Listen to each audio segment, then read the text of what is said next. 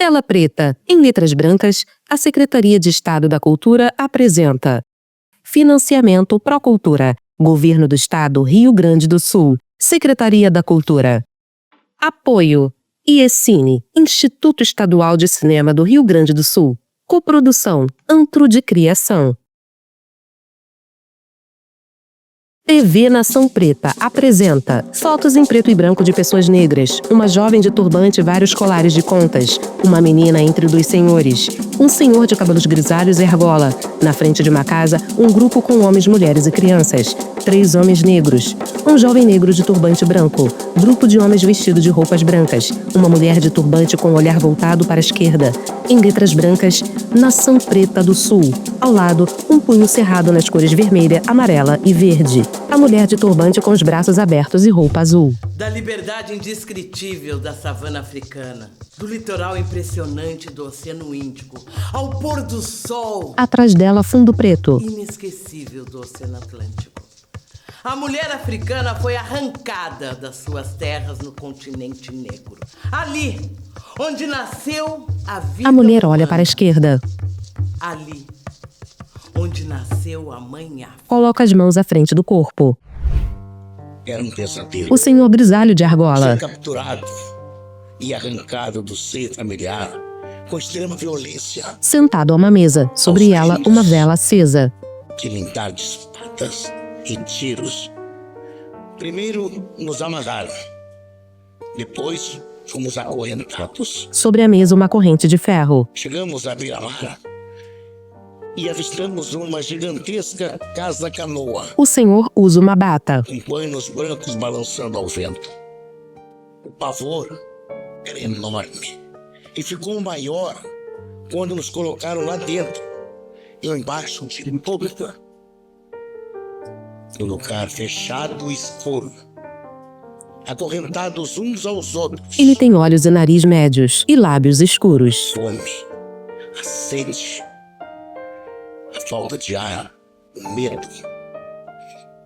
Muitos vomitavam e outros choravam em total desespero. Animação Mapa Caravelas Saem da África. Por quase 5 séculos, Em off. dezenas de milhões de negros foram escravizados e enviados em porões horrendos para o Brasil e outros países. As caravelas chegam ao Brasil. Os negros, né, eles chegam ao sul do Jorge país Eusébio Assunção, juntamente mestre em História os com ênfase em portugueses. escravidão. Em 1680, Pintura de foi Ior fundada Moritz a Rugendas. colônia de Sacramento, Homens aglomerados ali, em porão. com Montevidéu, de frente a Montevidéu. Na fundação da colônia de Sacramento, eu tenho africanos escravizados. Azulejo com Conto pintura da das colônia. expedições, conto da fundação de Laguna. Lúcia Brito, doutora em Existe História.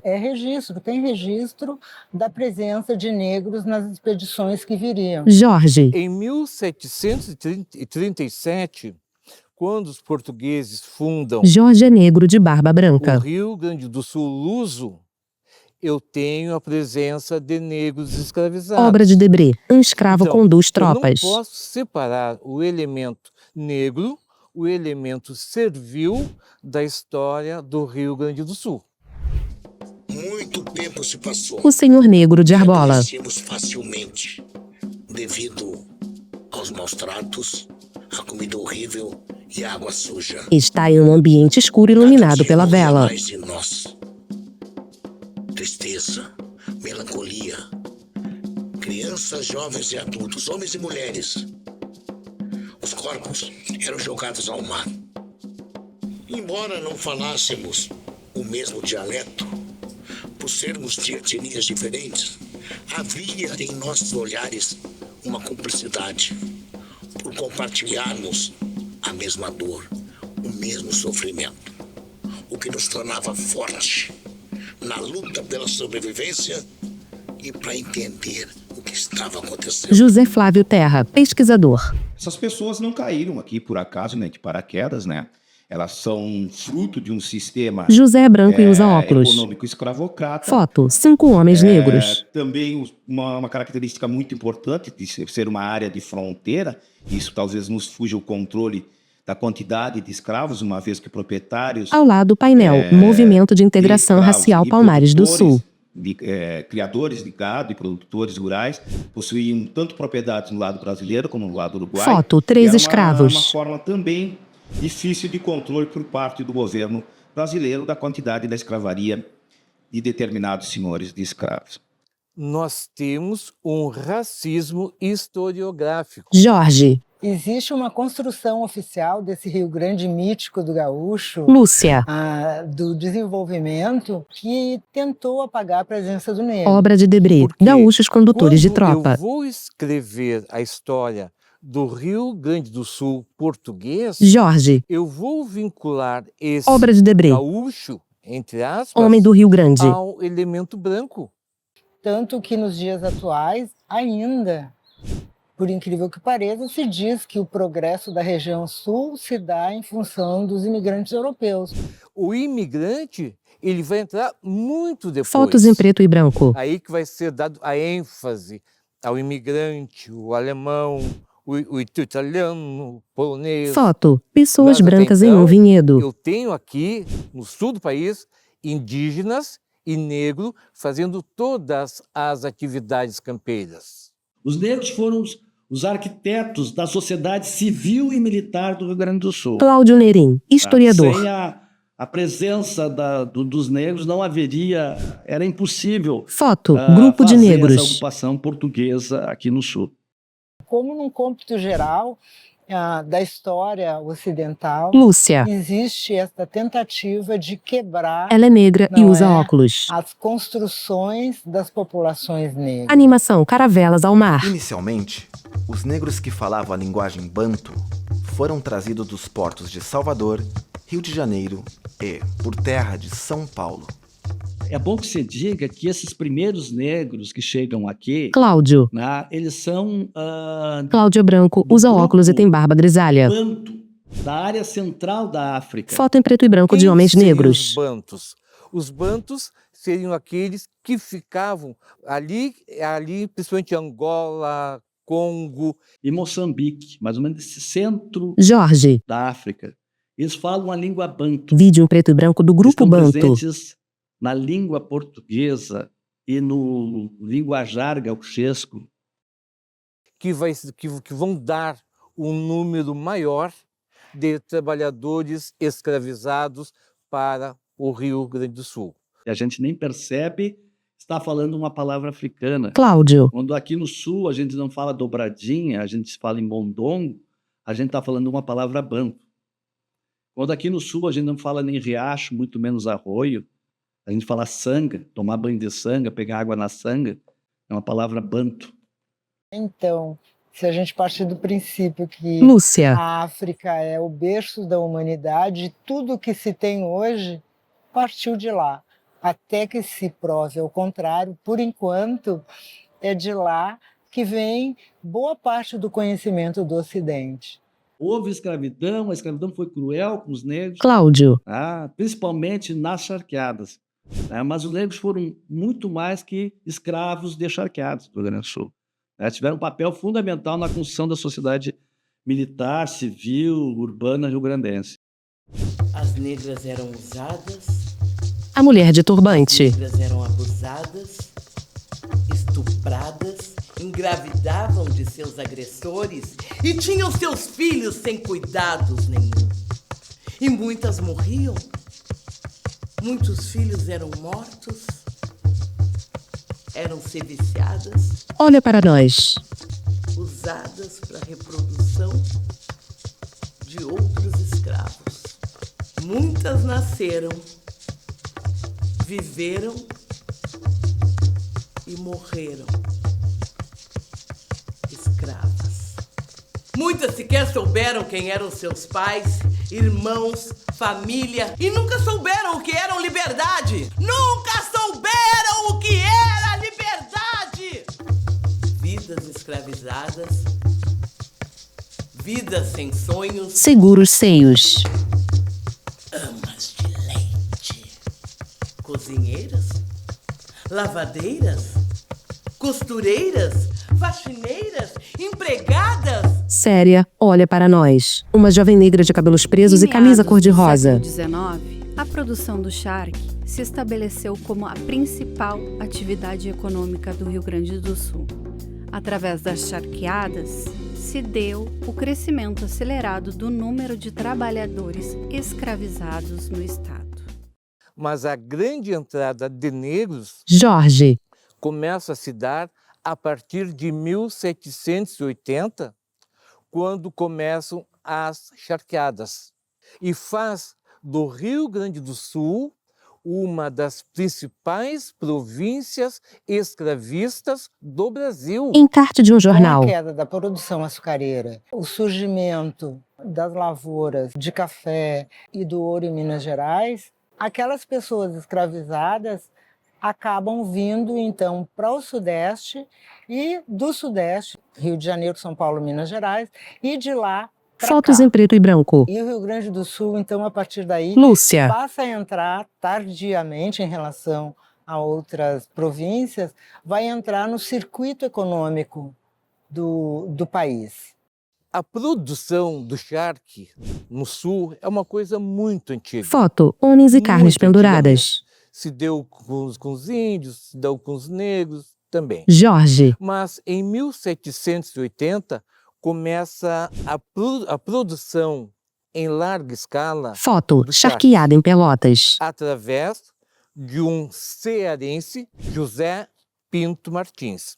Naquele tempo já aconteciam grandes secas no Nordeste, Cláudio. né? Aconteceu em 1777, uma grande seca arrasou, né, a gadaria do Nordeste, do Ceará. Gravura. E Homem a eles cavalo tinham conduz o notícia gado. que no Sul havia uma grande gadaria, então, e ele transferiu a indústria, né, de produção de charque que ele tinha no Ceará, em Fortaleza, para Pelotas, para o Laranjal. Em função também do gado que existia, Lúcia. não é espalhado com o fim das missões, se faz, então, esse veio de produção que foi as charqueadas, em função também da concorrência com o gado platino. Esse cara funda a primeira charqueada, digamos assim, a nível industrial. Jorge. E vai ser a partir daí que os negros começam a entrar e a produção do charque começa a virar um grande investimento. Tão grande este investimento que Pelotas vai ser o grande polo charqueador da época. Um documento. E também, por ser o grande polo charqueador da época, Pelotas vai concentrar ali a maior quantidade de trabalhadores escravizados. Foto. do sul Escravo do país. Dominguinhos. Então, a opção dentro do cômputo escravista do Brasil foi essa. Lúcia. Né? Porque assim, obviamente, as charqueadas seriam mais lucrativas. E daí, então, a opção pela mão de obra escravizada. O senhor de Arbola. Arrastando as correntes por muitos dias, fomos levados para um outro lugar, onde fomos vendidos como animais. E de lá para bem mais longe. A água era pouca, comida quase nada. Lá, a coisa ia ficar bem pior. Jorge. Aí esse gaúcho, que nós chamamos gaúcho, gaudério, seja lá como for, ele se recusa a trabalhar nessas charqueadas. Então, um trabalho duro, um trabalho sujo, um trabalho árduo. Era um castigo para as pessoas escravizadas virem para cá. Lúcia. Porque, inclusive, o trabalho nas charqueadas era extremamente insalubre.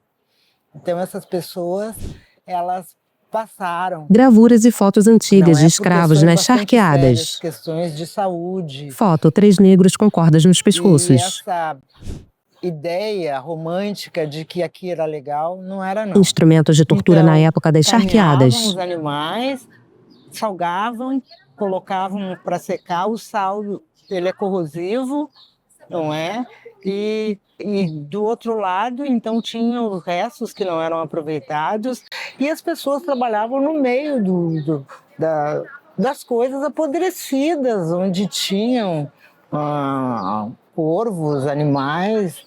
Então, era uma simbiose, assim, não é? Da opulência da produção e, ao mesmo tempo, do lixo.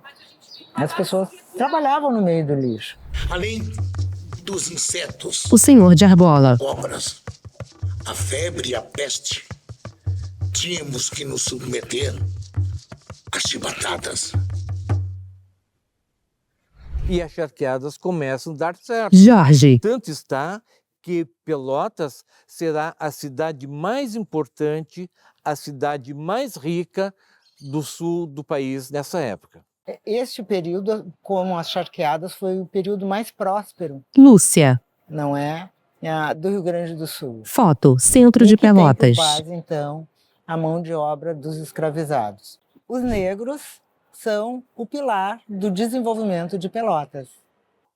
Agora, Jorge. esse negro que vem para cá, vem trabalhar nas charqueadas, vem trabalhar inclusive nas áreas urbanas também, ele não vai aceitar essa Obra de Debris, escravidão. um jantar brasileiro. Nós vamos ter em todo o Rio Grande do Sul uma grande quantidade de quilombos. Porém, nunca nos conformamos com a condição de escravizados. O senhor de Arbola. Pois muitos de nós vinham de castas de reis, rainhas, príncipes e princesas, Diante dele um lampião. logo respeitados nos nossos sítios de origem. Os quilombos eram locais onde Lúcia. alguma ou boa parte dos negros iam se abrigar para fugir do cativeiro. Mas eram comunidades pequenas, até porque o número de pessoas em alguns era de 10 a 15, 20 pessoas, então, e eles se organizavam de forma que eles pudessem se sustentar, plantar, não é? E comercializar. Fotos em preto e branco de o pouco negros. que eles conseguiam, além da subsistência, eles também, na medida do possível, comercializavam pelas localidades do entorno.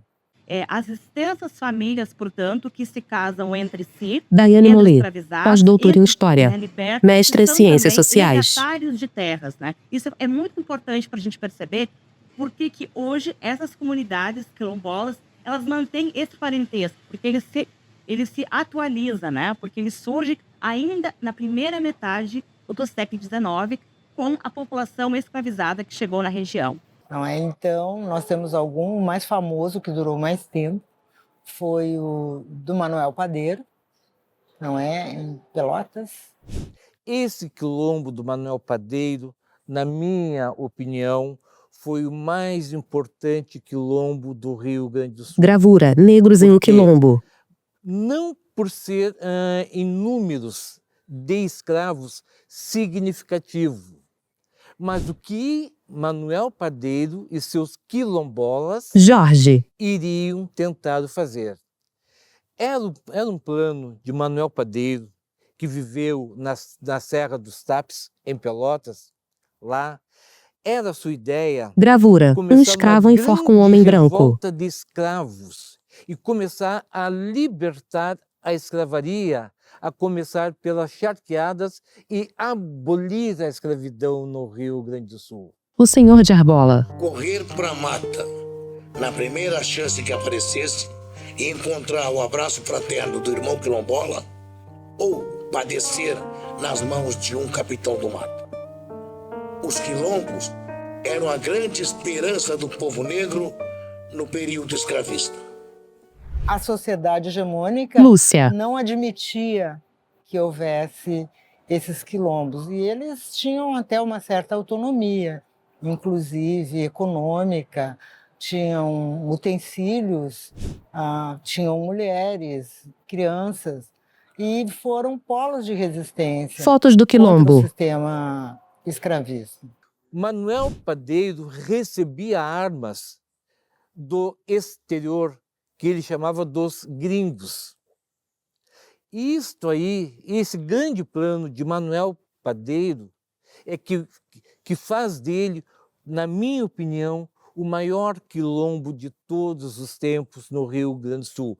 Mas esses quilombos existiram em todo o sul do país em todo o Rio Grande do Sul, não só em Pelotas, em Porto Alegre, Rio Grande, Piratini, nós vamos ter milhares, talvez, de quilombos aqui nessa região. A Jovem Negra. A luta pelo reconhecimento dos territórios quilombolas busca garantir os direitos territoriais, culturais e sociais das comunidades descendentes de africanos escravizados.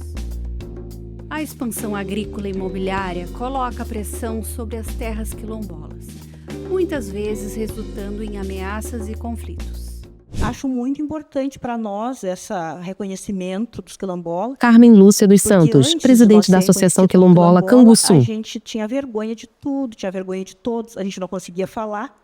Hoje, no nosso município, a gente tem... Maica Soares, coordenadora de etnias, Prefeitura de Canguçu. Com 16 comunidades certificadas pela Fundação Cultural Palmares. E dessas 16 comunidades, a gente totaliza 511 famílias. Carmen. Olha, antes, no dia a dia, era da lavoura para casa, que a gente era uma agricultora, eu era uma agricultora 100%, porque eu só sabia trabalhar na lavoura e fazer meu artesanato para me defender. A gente tinha sabedoria, muita sabedoria que não era valorizada. E agora, para nós, foi muito gratificante isso aí. A gente foi mais reconhecido em tudo. Aqui o município hoje conta com 53 mil habitantes, a gente não tem um advogado negro, né? Não conheço um médico negro. Então, eu não posso dizer da alegria, da imensidão, da felicidade. Leideci Lessa Coutinho, historiadora. Aqui de Canguçu, descendentes dos charqueadores, descendentes dos escravizados em Pelotas, né, que enriqueceu e que se transformou, né, na princesinha do Sul pelo trabalho dos meus antepassados e dos antepassados dessas comunidades. Então, construir dignidade com essas pessoas é honrar aqueles que chegaram antes de mim, é honrar os meus ancestrais, é honrar aqueles que se sacrificaram para que nós pudéssemos estar aqui hoje. Hoje nós estamos trabalhando com artesanato de reciclagem, nós estamos reciclando retalhos. Carmen. Aí a gente reaproveita aqueles retalhos das fábricas, aqueles juntos lá e traz para nós. Aí as bonequinhas, tudo como vocês podem ver, é material de artesanato reciclado, coisa de tecido que já está por aí fora, assim, a gente já aproveita. Segura uma boneca preta. Diferente, mas nós temos ainda uma memória bem nítida do passado, de que a gente fazia lá quando era criança para brincar. Quem conseguir pegar uma bonequinha dessa na mão e olhar ela, vai ver que é tudo feito com muito carinho, muita dedicação, porque isso aqui é a nossa história, isso aqui somos nós em si, isso aqui é a nossa beleza negra que está estampada nessa bonequinha. Então, a gente fica muito feliz quando a gente sabe que essa bonequinha, ela viaja para o mundo inteiro.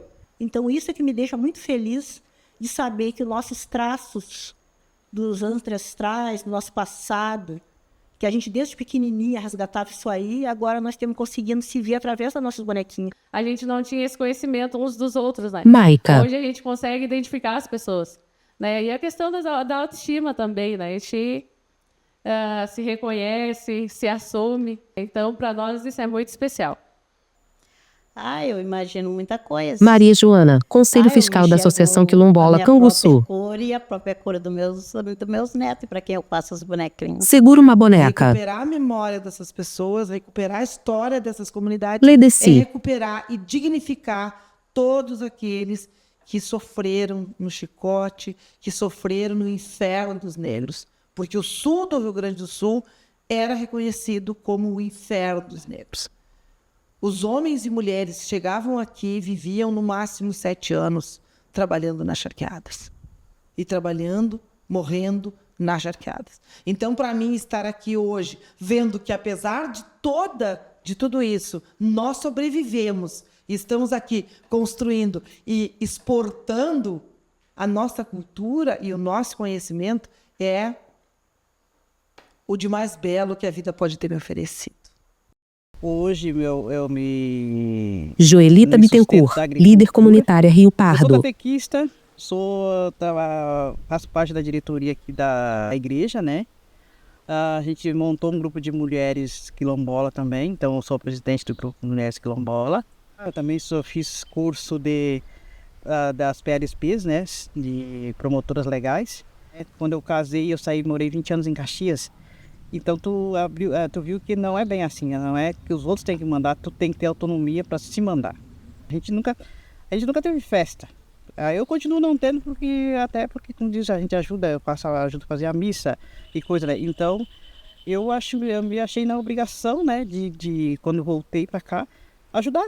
Eu gosto muito, assim, de falar para as mulheres, para os homens também, de aquela coisa, assim, de eles tentarem ir para frente, de se organizarem, de ter essa autonomia, né, tanto em casa quanto na rua, no seu trabalho, não deixar os outros, não, mas tu vai fazer isso aqui. Não, vamos ver se é isso que tem que fazer. Porque, como eu sempre disse, esse grupo de mulheres a gente montou para ver se a gente consegue... o meu sonho é que essas mulheres que moram aqui, elas caminhem junto, né? Porque sempre aquela coisa assim, mas eu não vou aí porque... mas eu não sei fazer. Todo mundo sabe fazer um pouco. Se eu não sei fazer o A, eu faço o B, o C, mas com desajeitado, cada um fazendo um pouquinho, quando vê, tu tem o ABC inteiro. A mulher de turbante. Até mesmo hoje, o estereótipo da empregada doméstica é quem? É a mulher negra. Alguns hipócritas adoram repetir: ele é quase da família, está com a gente desde sempre. Gesticula com as mãos. Veio pra cá pequena com a mãe dela, que trabalhou aqui. Foi como uma mãe pra mim, se não fosse a minha mãe preta. As mulheres negras já nasceram empregadas. Viver para servir. Com os braços à frente do corpo. Viver para assistir os patrões e suas conquistas. E serem privados dela.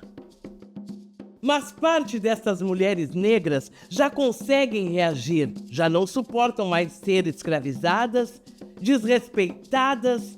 E essas mulheres agora cantam, projetam, dirigem, administram e fazem tudo o que quiserem. E ensinam outras mulheres. Abre os braços. Que se unem e lutam e gritam bem alto.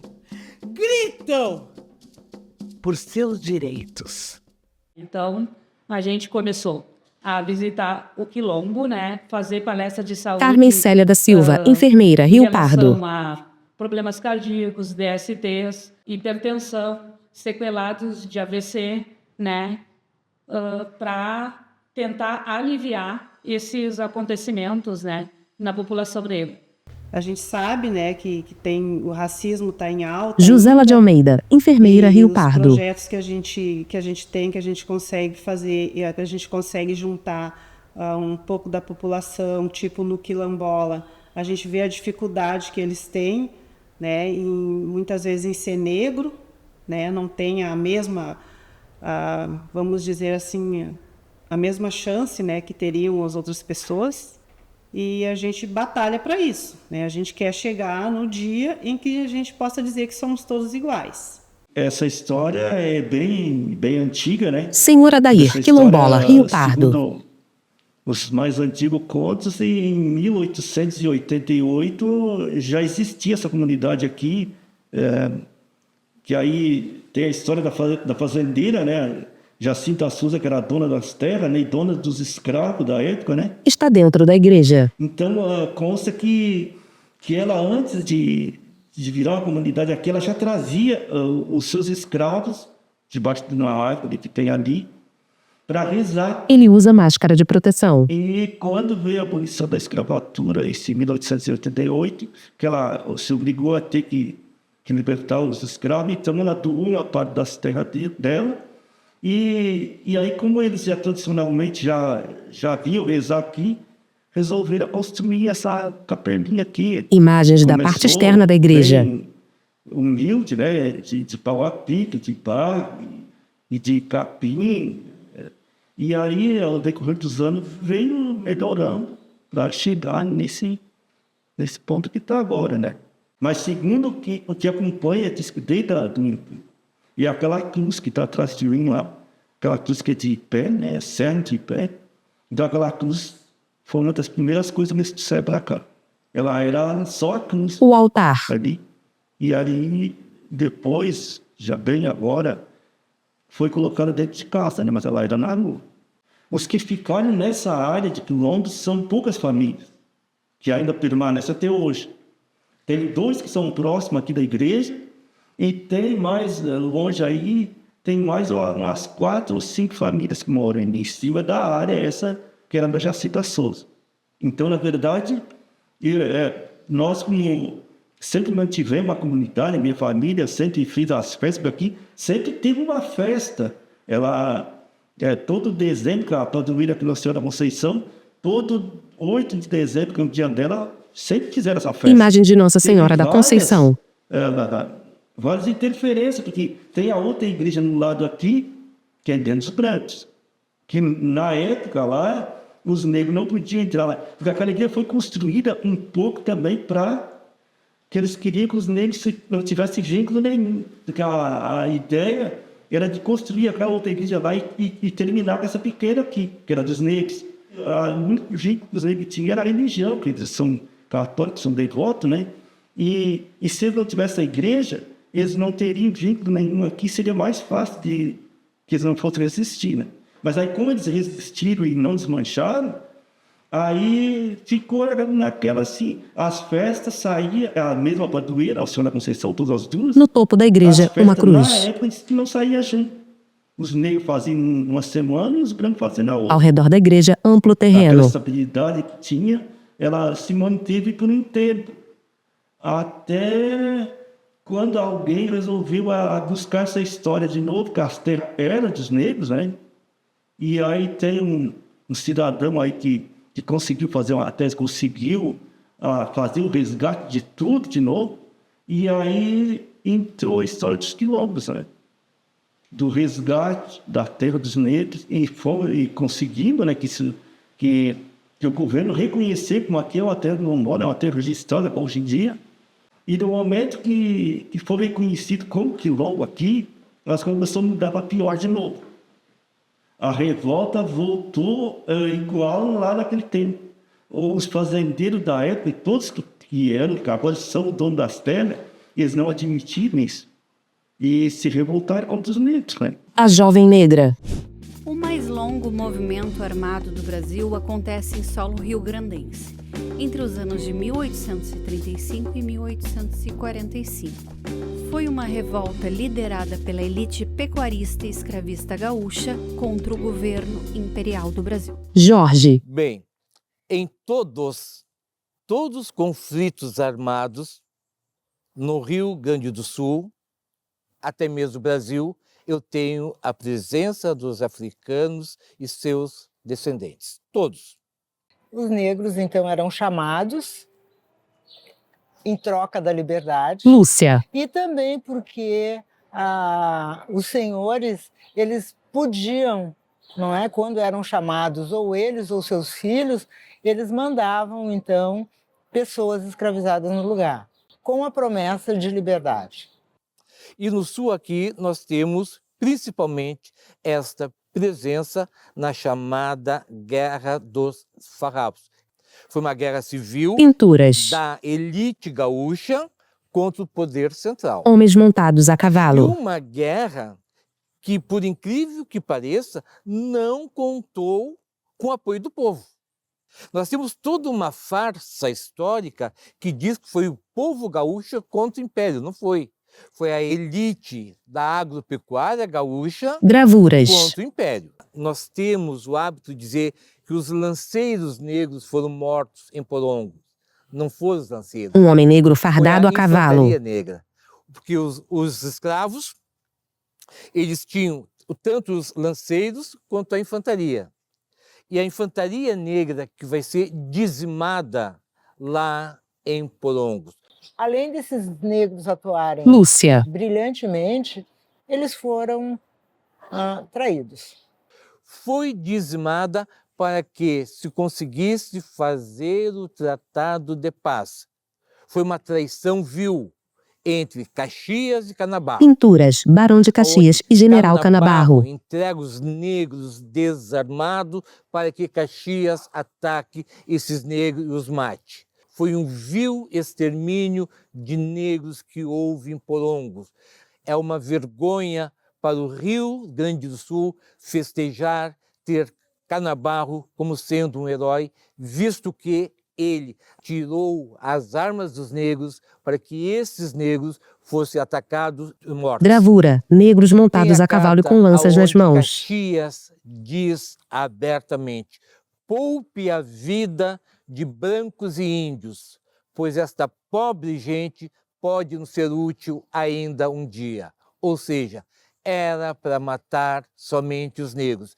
E aqueles que não morreram voltaram, foram então reescravizados Lúcia. e não tiveram a sua liberdade. Então, por muito tempo isso ficou escondido. Ainda hoje tem pessoas que duvidam que isso aconteceu, mas existe um documento, né, na coleção Varela, ali no Arquivo Histórico, que está lá a carta do Davi Canabarro dizendo como proceder e como se dá a tocaia com essas pessoas.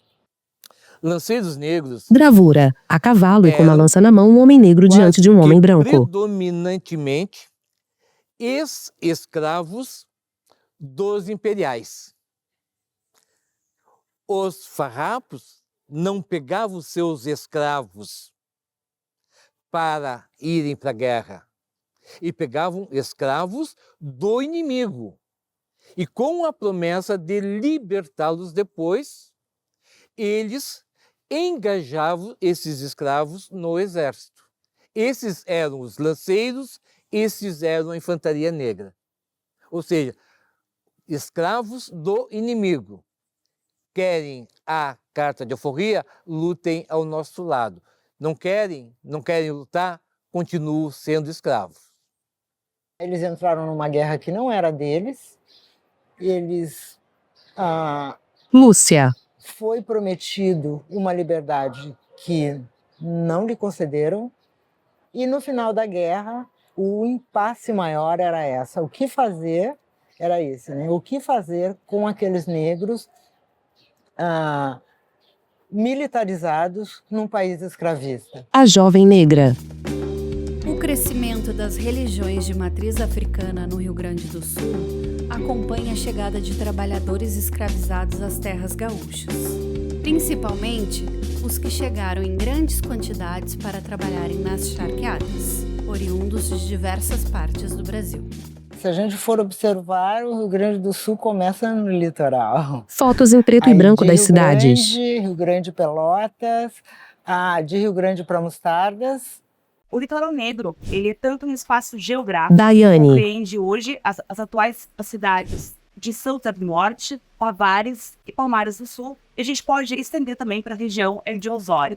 E o litoral do país, nós temos uma forte tradição negra. Jorge. Prova está que vai ser em Osório, hoje, que nós temos uma tradição negra, que são os maçambiques.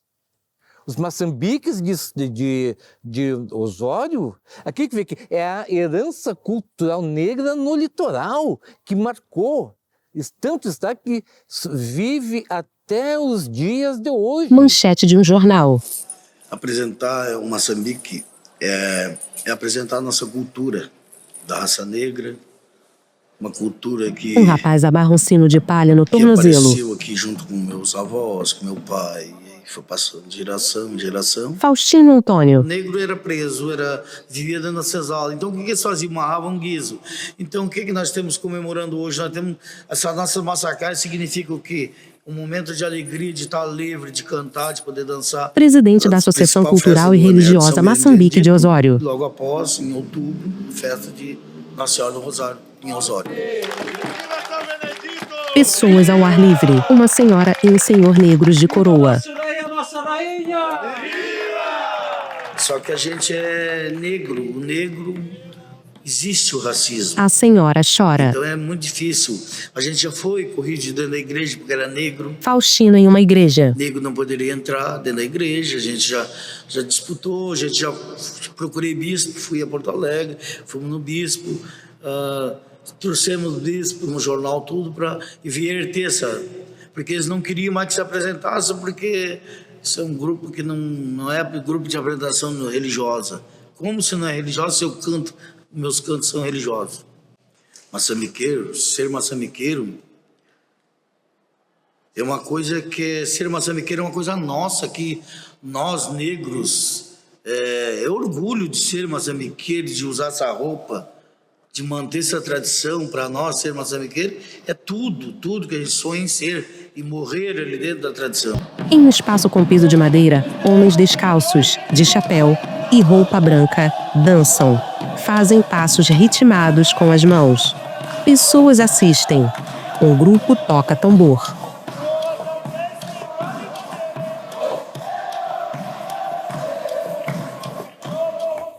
A religião, para a população negra, ela é Lúcia. a grande força de manutenção da nossa população. Mesmo com todo esse racismo, Jorge. esse apagamento da história do negro no sul do país, os maçambiques continuam sobrevivendo.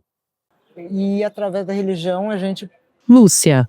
recria, né, o mundo mítico africano, que está aqui na diáspora. Imagens do filme Concerto do Campestre. Negros dançam em roda. Não é aqueles locais que hoje para nós é mítico, mas que existiram. A fé em Nossa Senhora do Rosário remonta ao tempo da escravidão Daiane. nesse litoral negro, né? A gente tem, por exemplo, a Irmandade de Nossa Senhora do Rosário dos Homens Presos de Sardas. Ela foi fundada no final do século XVIII, sendo uma das mais antigas que existe aqui no Rio Grande do Sul. Essas irmandades, elas permitiam que os negros desenvolvessem, não é? Foto em preto e branco, mulher e homem seus negros. preceitos religiosos.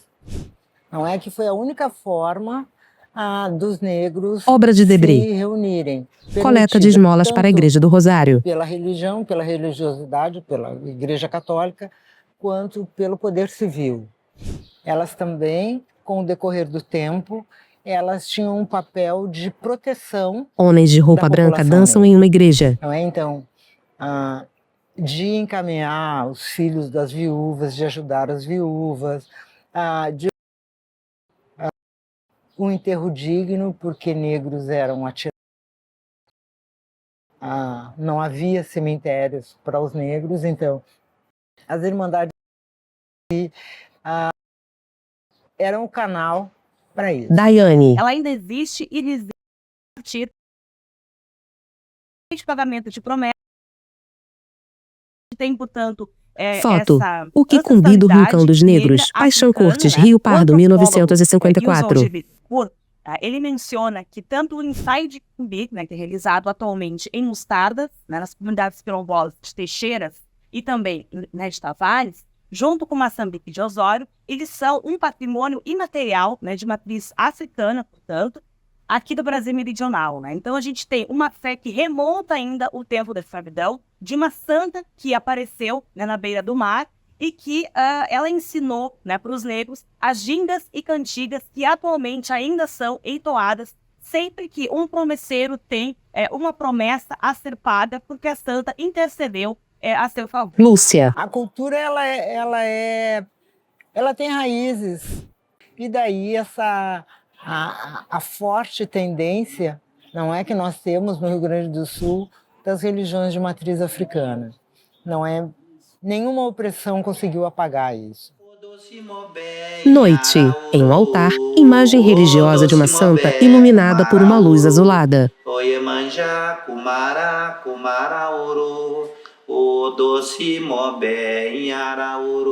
Pessoas acendem velas azuis e colocam ao lado de uma calçada. Ao redor do altar, flores azuis.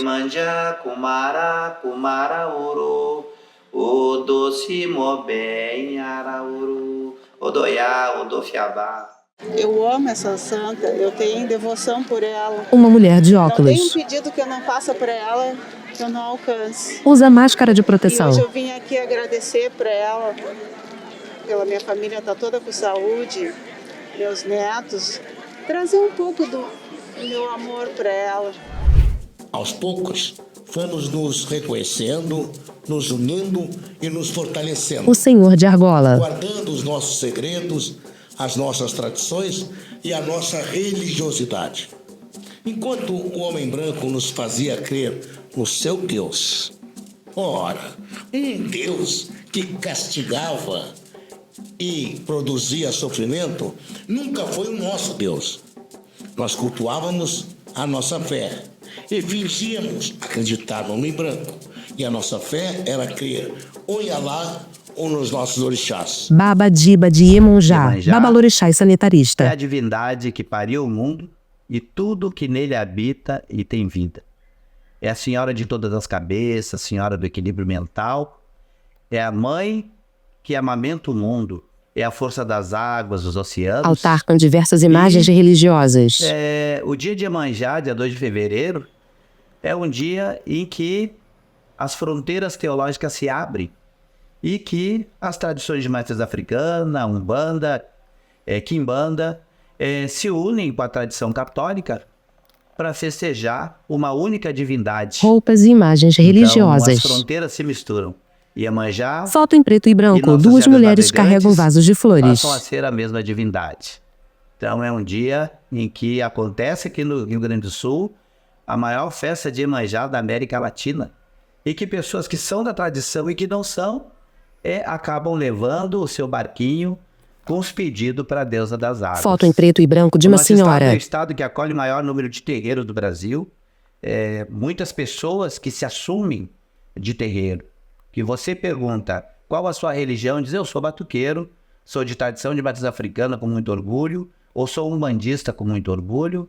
Esse é o estado das contradições, né? Um dos estados mais brancos do Brasil, o segundo mais branco do Brasil, mas que tem o maior número de terreiros e também está na vanguarda na luta contra o racismo religioso. O nosso estado aqui guarnece grandes espaços que lembram, que preservam a memória do nosso povo preto. O mercado público é um deles e a gente vive lutando para que o mercado público não Cerimônia seja do mercado público. Porque ali tem o assentamento do Bará do Mercado. A Pedra Redonda, que é um santuário de Xangô, que tem ali em Ipanema, na orla do Guaíba, onde todos nós vamos ali levar o nosso amalá para Xangô e reverenciá-lo. O Largo Zumbi dos Palmares, que tem a presença da ancestralidade, do histórico do nosso Largo povo, do Zumbi dos Palmares. Em pleno centro da cidade, que o poder público tem dificuldade de reconhecer enquanto território negro, inclusive de valorizar, acabam transformando aquele espaço num estacionamento. E também a imagem de Oxum no Iguaíba ali, que foi colocada ali pelo Jorge Verade, pela Afrobras, Federação das Religiões Afro do Rio Grande do Sul, a maior federação aqui do estado. Então, o povo de terreiro, a tradição de matriz africana, tem muita facilidade em dialogar com outras tradições. Nós estamos prontos para o diálogo, para a troca. Muito embora a questão do sincretismo religioso foi uma estratégia do nosso povo mais velho de preservação da tradição. Para evitar as perseguições, né, do poder público que proibia uma outra fé, senão a católica. Tudo que não era cristão era taxado como bruxaria, como feitiçaria, enfim. Então, muitas das nossas lideranças foram perseguidas por se assumirem de terreiro e por tentarem dizer que não. Imagem de São Jorge, de Jesus, de São Miguel Arcanjo e outras. Então, a partir das perseguições, acabou sendo obrigado pela imposição, né, do catolicismo, do próprio batismo, né, dos nossos mais velhos, fazer essa associação do orixá com a divindade branca. E aí surgiu lá o Santo do Paoco, que aí eram as imagens dos santos católicos em madeira, e dentro se colocava o assentamento do orixá. Sempre reafirmando o caráter africano das nossas divindades e que nós, sim, somos afrocentrados, que a nossa tradição e visão de mundo, eles são oriundos do continente africano. Então, saudar sempre os nossos mais velhos que preservaram essa tradição e que fizeram essa resistência no nosso estado e daqui para o Brasil. A jovem negra. A religiosidade afro-brasileira, que muitas vezes incorpora elementos do cristianismo e das religiões de matriz africana, foi preservada e transmitida através dos clubes negros. Isso ajudou a manter vivas tradições culturais e religiosas africanas, mesmo em face da opressão. A escravidão persiste A mulher de turbante. Mas aos poucos, as conquistas foram aparecendo. Com muita luta, foi a mulher negra que trouxe a culinária com um tempero. Aquele temperinho diferente, lá dentro da casa. Ela mexe as pontas dos dedos. Temperos e mistérios do continente africano. Vira o rosto para um lado e ergue um braço. Lamba, quero me acabar no sumidor. Lamba de 20 dias. Abre os braços. Quero me acabar no sumidor. É aquela que canta baixinho as suas canções para espantar a tristeza, para trazer esperança e amenizar a saudade. Aquela que você nem conhece, aquela que você nem sabe. Aquela que você não diz o nome, ou não sabe o nome completo, e nem o dia do aniversário. Cruza os braços e faz que não. Com a mudança Lúcia. do sistema político do Brasil, essas irmandades elas acabam caindo em desuso e as instituições negras então mudam de configuração e são fundados então os clubes negros. Foto em preto e branco de pessoas Os negras. não podiam participar de clubes brancos. Racismo. Jorge. Era o nosso apartheid. Então era o espaço de socialização, né? Então se ouve muito falar do salão dos pretos, dos negros. É uma forma do negro tentar entrar numa sociedade que não é a dele, num meio social que não é o dele. Não é o mais antigo aqui, é a Floresta Aurora, que de 1872. Então antes da abolição Em uma da vitrine, escravatura, placa da Associação Beneficente. existia, que tinha o propósito, então, de auxiliar, não é, as viúvas e de prestar, então, um enterro digno para as pessoas negras, escravizadas ou não. Floresta Aurora, que foi criado por negros livres, alforreados, e o Floresta ele vive até os nossos dias. A sociedade, ao longo dos anos, a gente lutou muito para manter, passou por vários percalços. Maria Eunice da Silva. Até pela própria natureza, pelas Ex-presidente do Clube Floresta Aurora. das pessoas que a fundaram. E a gente cria raízes aqui, é como se fosse um pedaço da gente, a sociedade da Maria gente. Eunice segura a bandeira da Nós sociedade. estamos ajudando para crescer e graças a Deus ela está crescendo, ela está de pé. Que as mesmas pessoas que batalharam continuam aqui batalhando. Foto, sede atual da sociedade A nossa no bairro preocupação Belém Velho. É criar lideranças jovens para seguir levando a sociedade adiante conforme nós vamos até agora, né? Então, estando aqui, conhecendo as raízes, Foto, pessoas em um as casamento. pessoas se motivam e se engajam para levar adiante esse bem da cultura negra que se chama Sociedade Floresta Aurora. Lúcia. Então, assim como a Floresta Aurora, aqui em Porto Alegre, a gente tem a Satélite Prontidão também, que é centenária, que surgiu, não é, a partir de duas instituições, e lá no final dos anos 40 se reconfigura e surge então o Satélite Prontidão.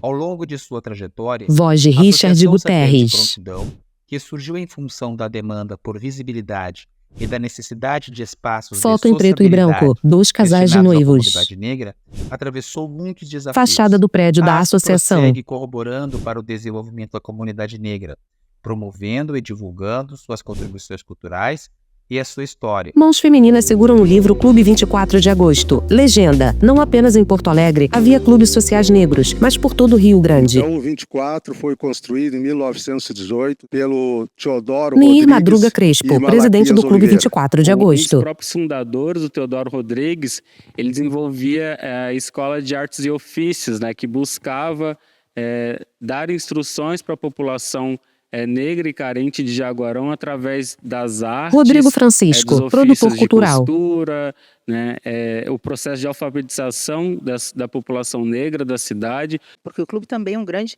impulsionador da política em Jaguarão. Giane das Vargas, políticas de ações professora da afirmativas. Unipampa, É Campus aqui dentro Jaguarão. do clube que também se articulam essas políticas de ações afirmativas. Penso que os espaços deveriam ser tombados. Lúcia. Não é? Deveriam ser tombados para garantir a permanência dessas instituições, visto que a gente não tem ainda como garantir a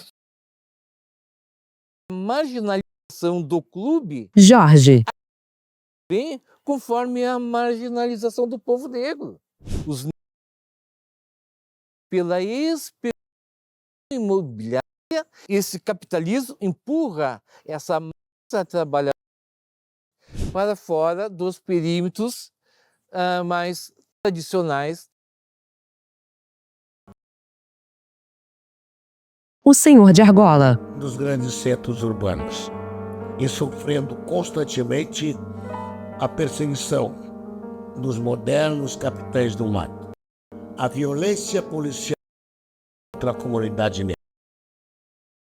A partir do ano de 2007, Giane. onde conseguimos pesquisar cerca de 57 clubes no estado do Rio Grande do Sul. E onde um estado que se diz que não existem negros é o estado que mais tem clubes negros no Brasil.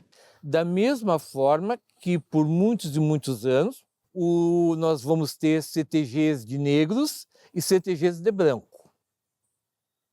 Né? Jorge. Como o negro não podia participar dos clubes brancos, eles formam as suas entidades. Beatriz Amaral da Silva. Antigamente, os nossos sócios, os mais antigos, que hoje muitos são beneméritos, Patroa do CTG Tropeiros dos Campos Neutrais. A vontade de vir para a cidade todas as semanas farroupilhas para também participar. Só que eles vinham trazido pelos patrões da época, os estancieiros, né, com muitas posses, traziam os negros lá da campanha para que eles viessem para assar o churrasco, fazer volume nos piquetes, que faziam o desfile. Os negros não podiam entrar Betinho Moreira, no CTG. presidente do Movimento Negro de Rio Pardo. Os negros não podiam estar aonde a comunidade branca estava. Quando trazia os cavalos... José Antônio Rodrigues, Semana Farroupilha, patrão da campeira do CTG Tropeiros dos Campos Neutrais. Da Ponta dos Diques, que é lá no Taim. Aí, antes de vir, antes de emprestarem caminhões para nós trazia a pé. Nós vinha a cavalo de lá, trazia de 20 a 30 cavalos. Mas era assim, em torno de 5, 6 homens. Ficava nas estâncias, às vezes na beira da faixa, dormia nos seus pelegos, no seu posto, no seu pala.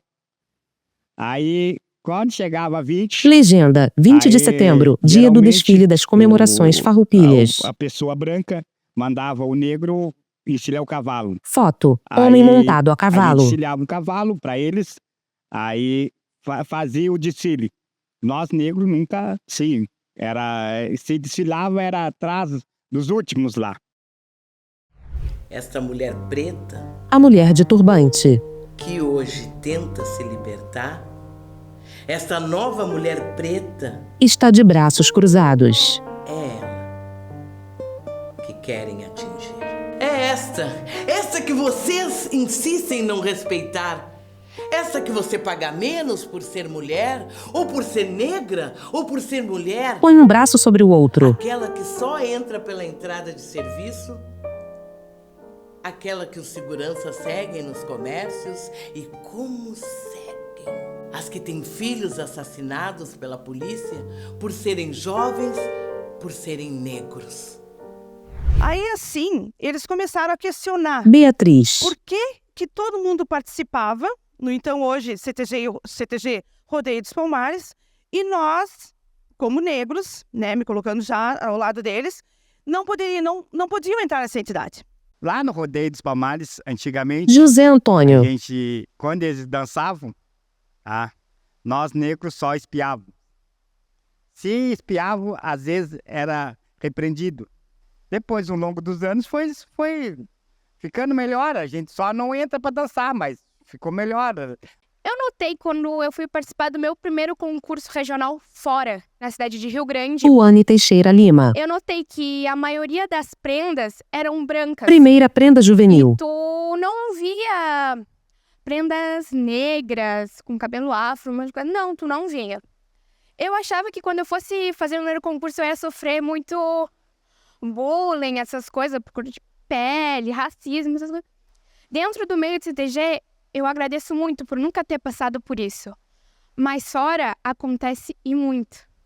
Essas mulheres que ainda hoje lutam para se libertar... A mulher de turbante. Ainda lutam para poder viver. Lutam pelo direito de poder lutar. Gesticula.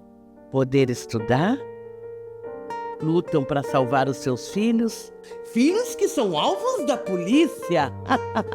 Lutam para praticar a sua religião. Cantar as suas músicas. Usar as suas roupas. Lutam por cabelos. Lutam para não ser agredidas ou mortas por seus maridos e companheiros. As mulheres negras lutam por cultura.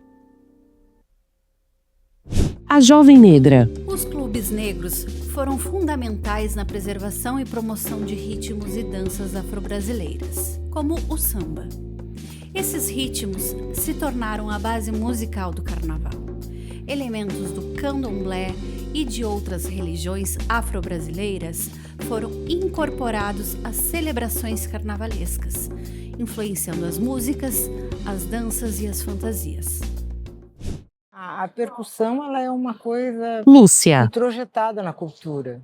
Quando se recria, Pessoas tocam percussão. não é aqui o mundo africano, obviamente que o tambor ela é a base, né? A percussão ela é extremamente forte na cultura. Um grupo dança. O tambor ele realmente mexia com o convívio entre as pessoas e mexia para o lado positivo. Caco Xavier, Ele artista, unia músico as e produtor pessoas, cultural. Ele aliviava tormentos de algumas pessoas. Sendo Pelotas a cidade mais negra do Rio Grande do Sul, Mestre nós José temos aqui Batista. um arquivo riquíssimo de conhecimentos da multiplicidade da cultura do negro, onde aqui posso dizer que foi a terra que Luthier, formou, projetista de tambor de supapo. toda a etnia africana na sua transformação cultural. São milhares de etnias que vieram ao Brasil e foram separadas de suas tribos, trazidas para vários locais do nosso país, tendo aqui em Pelotas uma terra importante na transformação cultural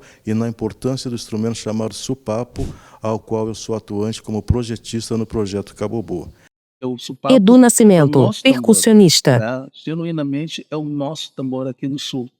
A cultura do negro que deu vez ao negro aqui em Pelotas de ser considerado um cidadão pelotense através desse símbolo Mestre cultural José Batista. chamado supapo, ao qual nós temos aí grandes elos de ligações a fazer, inclusive elos místicos a serem considerados, religiosos, espirituais. Professor Maurício. Esse tambor, de fato, ele se comunica Produção com o dos tambores de cosmos uma maneira supapo. completamente diferente. É preciso uma receita mágica que só acontece quando as pessoas sentam no tambor e tocam. Aí é maravilhoso ver que o tambor se completou, porque ele é uma mistura das coisas da natureza transformadas com as pessoas, que fazem sair dali aquele som revolucionário, que é o que nos agrada, nos encanta e nos arrepia. Em Gramado, um grupo toca instrumentos de percussão. Legenda, Projeto Tamborada, idealizado por Caco Xavier em Pelotas, destaca a importância dos tambores na cultura do Rio Grande do Sul.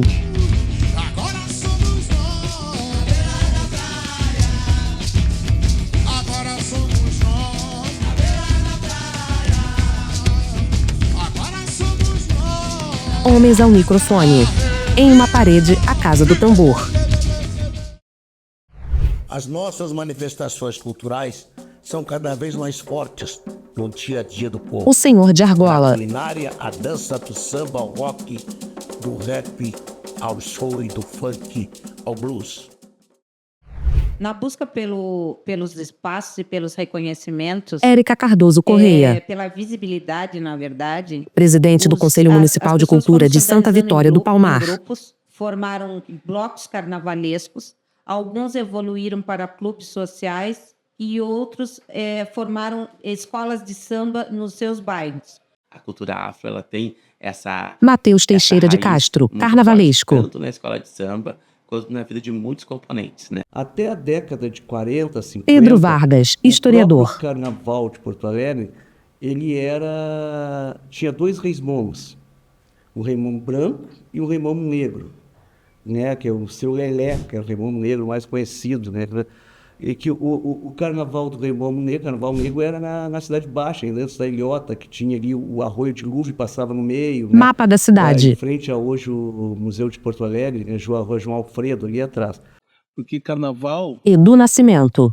É uma coisa para entretenimento, é uma coisa do povo, uma coisa da alegria, é divertimento, né? Mas a gente começou a perder isso nos anos 70, porque veio a cariocanização, né? Nós começamos a copiar o carnaval do Rio de Janeiro. Né? Então, cada região do Brasil tem sua característica. E nossa característica era o sopapo com sopro. Então, só ali já é uma coisa diferente. E as pessoas vinham lá de fora para ver o carnaval aqui do Rio Grande do Sul. E a gente teve uma oportunidade de ser genuíno, verdadeiro. Perdemos isso. Foto em preto e branco, mestre sabe porta-bandeira. Ainda hoje... a luta é absoluta. A mulher de turbante. A luta das mulheres negras é eterna e constante. Luta para usar roupas, ter os cabelos livres, nossas crenças e descrenças, na saúde ou na doença, nossos amores, separações, sentimentos, ilusões. Lutamos por nossos direitos, por igualdade, por identidade. Lutamos pela nossa sensibilidade. Lutamos umas pela luta das outras. Lutamos aqui, nessa nação preta. Aponta para o chão. Do Sul. Na década ali de 70, final de 60... as pessoas se reuniam, né, para fazer as suas festas e DJ tal, Piá, arquivo, Programa Nação, 2013. Aquela reunião que tem da cultura negra. O que aconteceu? Começou a vir o rock dos Estados Unidos. Eles começaram a inserir o rock dentro das festas. O que aconteceu? Virou a festa de samba e rock. Ele é uma música negra contemporânea, gaúcha, que ele deveria ser muito mais valorizado do que ele já é, né? Porque tu vê que o Luiz Wagner, ele botou a guitarra no samba antes mesmo do Jorge Ben, que é um dos maiores representantes do Fotos de Luiz Wagner. Eu andava muito de trem e eu pirava nessas coisas do ritmo, da polirritmia, que eu pude depois com o tempo exemplificando. Luiz Wagner, guitarreiro.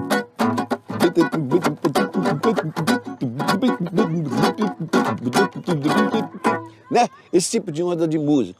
Então, eu sonhava desde pequeno, desde muito jovem, em fazer uma música que traduzisse essa esperança de criar algo que fosse realmente nosso. Da mesma forma que tu canta, Lúcia, que tu toca para celebrar, tu toca para se divertir, tu canta, tu toca para a morte. A mulher de turbante. Cada cidade, cada vila, cada distrito e até mesmo em muitas instâncias existiu o símbolo terrível do massacre. Bate e abre as mãos. O Pelourinho. Esses lugares com aroma de sangue, castigo e morte. Eram castigadas as negras que desobedeciam os brancos. Virou o símbolo da libertação, pois eram derrubados. Hoje estão esquecidos. Esquecidos foram. Em um salão, homens e mulheres dançam. As mulheres usam blusa branca e saia longa. Os homens estão de camisa branca e calça. Diante do grupo, 3 homens tocam percussão. Cada integrante segura um objeto, um facão, um cajado, um espelho, 2 machados em cada mão.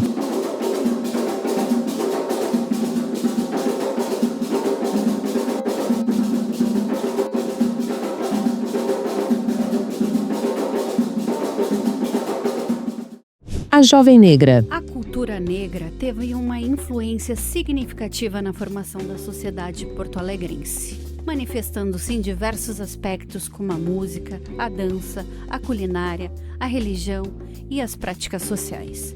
Mas a resistência e a luta pela igualdade racial também são um legado importante da cultura negra em Porto Alegre. Porto Alegre, assim como Pelotas, Rio Grande, Rio Pardo e outras, Jorge. vai ter uma grande população negra. Porto Alegre era negra. As atividades manuais em Porto Alegre eram feitas por Sequência negros. de fotos em preto e branco. O Arroio Dilúvio, ali, o Arroio Dilúvio, era onde as negras lavavam roupa, né? O mercado público era onde negros vendiam objetos. E quem Lúcia. trabalhava?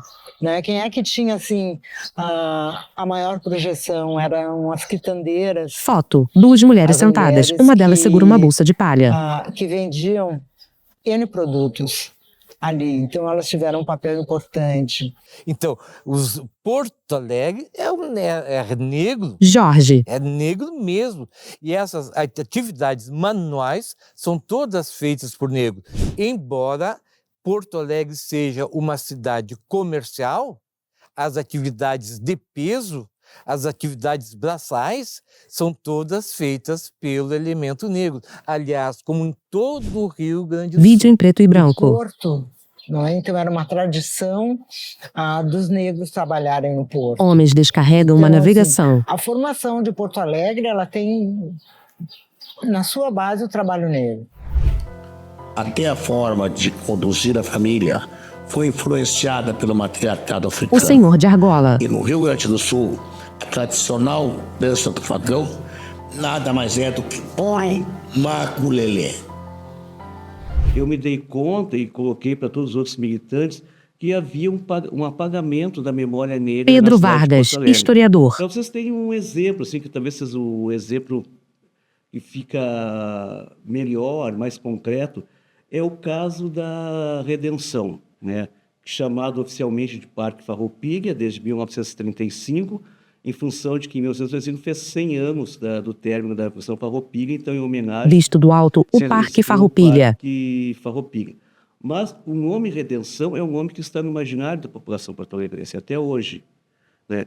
Então, este nome vem de um fato ocorrido relacionado à questão da população negra em Porto Alegre. No ano de 1884... No Parque Canteiros, Árvores e Jardins Aquáticos. Né? Digamos assim, uma espécie de ONG da época, no século XIX, podemos dizer assim, ela fez um movimento que chamava Redenção dos Cativos. Foto antiga da Livraria América. Então, em 1884, houve toda uma campanha para a libertação, com um conjunto de recursos, uma campanha de mobilização. Foto antiga da Rua dos Andradas, em Porto Alegre. Faltavam 4 anos para a Lei Áurea, né? De liberação de escravos em Porto Alegre. Este movimento ele foi nos campos da várzea. Então, e em função disso, dessa atitude, desse fato, foi documentado, passou a se chamar Campos da Redenção. Amplo campo com palácio. Isso, né, isso como exemplo, mostra que além da Redenção, a gente tinha ali a colônia africana, para onde boa parte da população negra se mudou depois de 1888, que é o bairro Montserrat, Rio Branco, né, a Rua Álvares Cabral, que hoje é uma zona nobre da cidade. Se não tem nenhuma placa, não tem nada, nenhuma... Fotos em preto e branco das ruas. E assim vários pontos de circulação, como a antiga Ilhota, o Carnaval, que fazia um percurso pelo centro. Então, tu olha aqui, a cidade, a memória da cidade, a história também é constituída de memória material. Parece que essa população, que já foi nos primeiros censos da cidade, ainda no século XVIII, mais da metade da população de Porto Alegre... Imagens da cidade de Porto Alegre.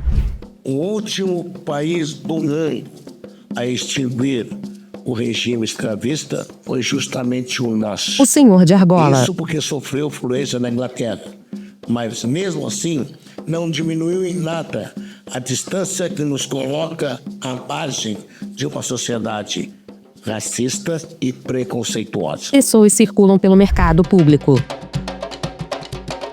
O mercado público ele é mais do que um lugar econômico, social, em que as pessoas se encontram, vão ali para fazer compras, Maria Cristina Santos, Ele religiosa. tem uma representatividade para os religiosos de matriz africana muito importante. Religiosos reunidos. E isso se deve ao bará do mercado. Por oralidade, nós temos o que? Uma referência Arilson ao Gomes, príncipe historiador. custódio, Joaquim José de Almeida, que ali colocou, vamos dizer assim, assentou um bará. O que seria isso, né? O bará é o orixá que abre os caminhos. O mercado, falando de África, é o lugar onde acontecem as coisas, onde acontecem as trocas não só de comida, como as trocas cotidianas, as relações sociais. Então, ali é um outro espaço demarcado, a qual referencia as participações negras. O bará do mercado, ele é um orixá bará é um orixá da rua. Né? Maria Cristina. É um orixá que ele é o dono dos caminhos. Rosas brancas são distribuídas. Ele é o dono do movimento. A dinâmica do mundo se dá a ele. No chão, círculo com correntes e chaves. A essência dele, o mundo era estático e a partir de bará o mundo passa a ter movimento. Então ele é o dono do movimento, ele é o dono dos caminhos. Né? E especificamente aquele bará do mercado, ele é o dono do comércio, das trocas. No mercado, uma multidão. Porque é o espaço de circulação, de religiosidade, Arilson. de comércio, e que ali muitas negras, entre 1870, ali praticavam as vendas em tabuleiros, de quitutes e tal. Então, quer dizer, no mercado tu tem o quê? As religiosidades assentadas, tu tem a condição de mercado e que possibilita, vamos dizer assim, um entendimento de os negros realmente circulavam por amplos espaços no centro de Porto Alegre.